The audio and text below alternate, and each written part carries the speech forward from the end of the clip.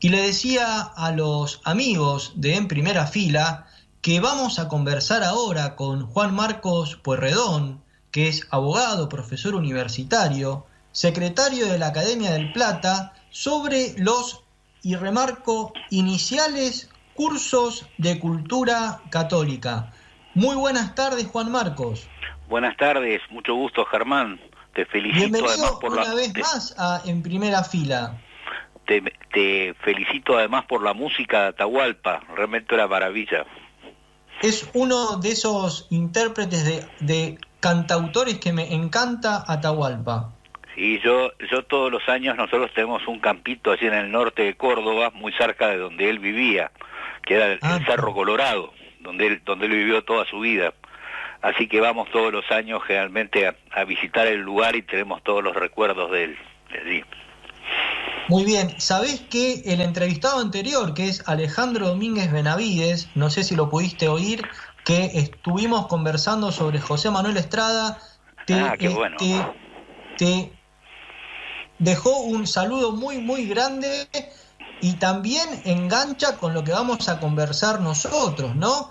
Porque Claro, de esa seguro. generación del 80, de los católicos argentinos del 80, ahora vamos a conversar sobre estos jóvenes católicos que comenzaban alrededor de 1920 con esta gran obra de los cursos.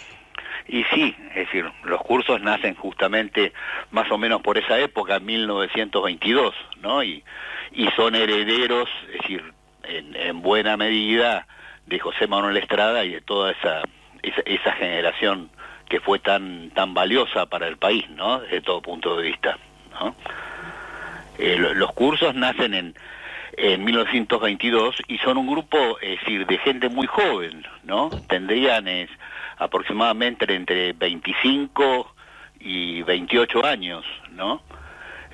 Las dos figuras quizás más importantes o promotoras en ese momento de los cursos fueron don Tomás Casares, ¿no? Yo tuve la gracia, la suerte de conocerlo a Tomás Casares porque mi padre era profesor adjunto de la cátedra de Filosofía del Derecho, es decir, en la UCA, y el segundo fue Atilio del Oro Maini, ¿no? Ambos tuvieron después una trayectoria pública muy importante, ya que Atilio del Oro Maini fue ministro de Educación, una vez presidente de la Academia de Derecho y Ciencias Sociales y presidente del Comité Ejecutivo de la UNESCO. Y Tomás Casares, ¿no? Además de dedicarse a la cátedra, él se dedicó toda su vida como magistrado en los tribunales y terminó formando parte de la Corte Suprema de Justicia de la Nación. Yo le tengo un enorme aprecio y cariño a Tomás Casares y todavía recuerdo muy chico, ¿no? Es decir, ir a su casa, ahí en la calle, es decir, Juncal, ¿no? Donde tenía una enorme biblioteca que a mí, es decir, me encantaba siempre verla de 2 pisos, ¿no? Donde uno podía subir hasta el segundo piso de la biblioteca. Así que para mí son recuerdos muy lindos, ¿no? Vos sabés, Juan Marcos, que hace unas semanas precisamente hablamos sobre Tomás Casares con Marcelo Fernández Peralta, que dedicó su tesis doctoral a Casares como la coherencia entre el Casares juez y el Casares jurista, ¿no? Y vos sabés que hay algo que me llama la atención, que hemos conversado ya otras veces con vos fuera de la radio, y es el carácter eminentemente laical de la iniciativa de los cursos de cultura católica, ¿no? Y sí, cuando nace como, diría, como una iniciativa totalmente laical, más allá de que tenían, es decir, grandes, es decir, maestros que por ahí eran sacerdotes, pero ellos no se, por lo menos en un origen, luego después por la importancia que adquieren, no nacen, es decir, dentro de la estructura, por ahí se puede llamar jerárquica de la iglesia que existía en ese momento, sino que nacen simplemente como un movimiento de laicos, ¿no? O sea, era un grupo todos eran universitarios todavía, es decir, muchos de ellos estudiaban, ¿no? Y, es decir, sienten como la necesidad de formarse, ¿no?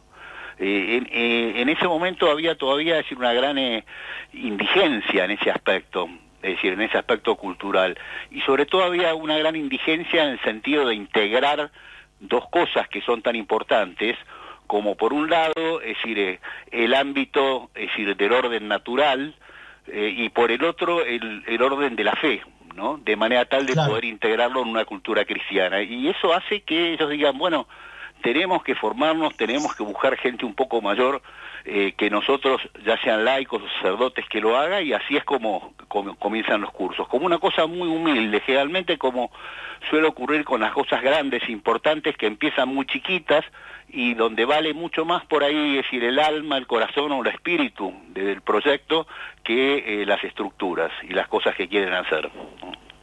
Si tuviéramos que recrear, digamos, desde nuestra imaginación, con la ayuda de la historia, cómo funcionaban los cursos, ¿qué es lo que podríamos decir, Juan Marcos? Y lo primero, es decir, que podemos decir, surge del mismo nombre, ¿no? Que es un nombre muy sencillo y muy poco pomposo, ¿no? ¿Por qué se llaman los cursos? Y bueno, porque eran cursos, justamente. Eran, es decir, charlas, seminarios, ¿no? Algunos de una, de dos clases, de tres, de cuatro clases, ¿no? Que, es decir, a las cuales concurrían, así comenzó por lo menos, muchos de estos laicos universitarios a formarse en filosofía, en historia de la Iglesia, en historia universal y en historia argentina, en historia de la cultura, en arte, y así poco a poco, ¿no? A medida que, es decir, se fueron sucediendo, cada vez fueron entusiasmando a más gente, ¿no? Muchos de ellos, como alguna vez hemos conversado, no católicos, sino personas, es decir, que en ese momento, bueno, no tenían la gracia de la fe, y que se incorporaron y fueron muy importantes para los cursos.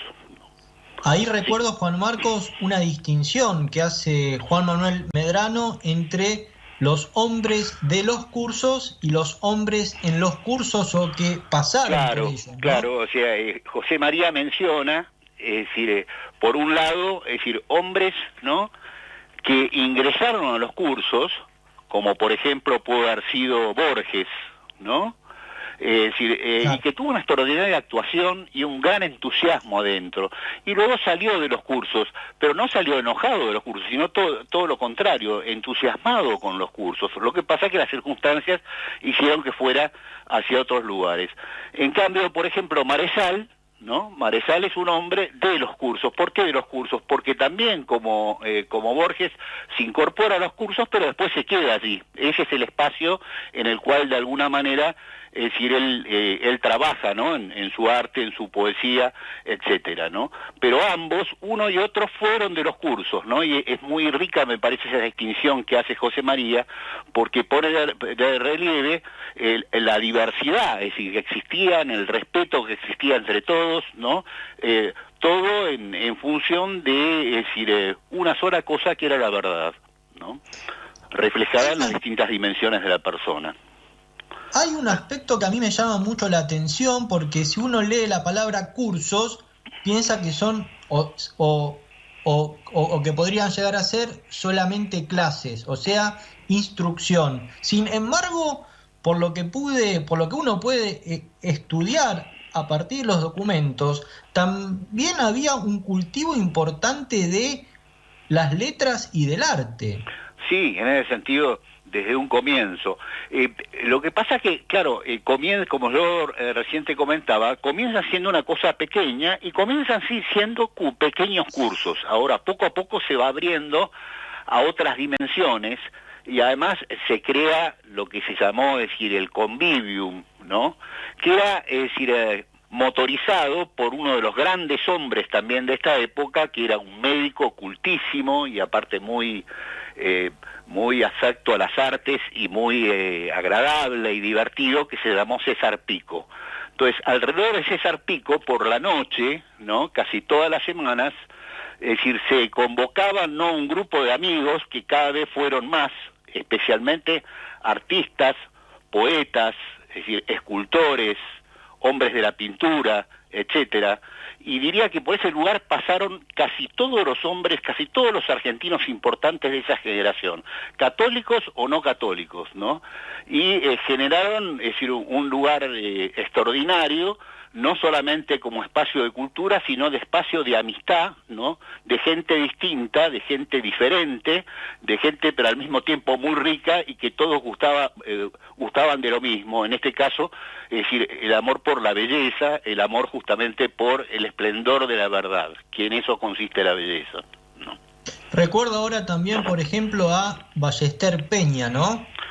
Claro, bueno, Ballester Peña fue un gran, ¿no? pintor. Yo lo llegué también desde muy chico, lo llegué a conocer a Ballester Peña, porque Ballester Peña era muy amigo de mi padre y tenía, es decir, su taller, ¿no? Ahí muy cerca del Patrocinio de San José, en la calle Ayacucho, ¿no? Todavía me acuerdo, en un departamento, en un viejo edificio. Y era una persona también brillante, bastante difícil de...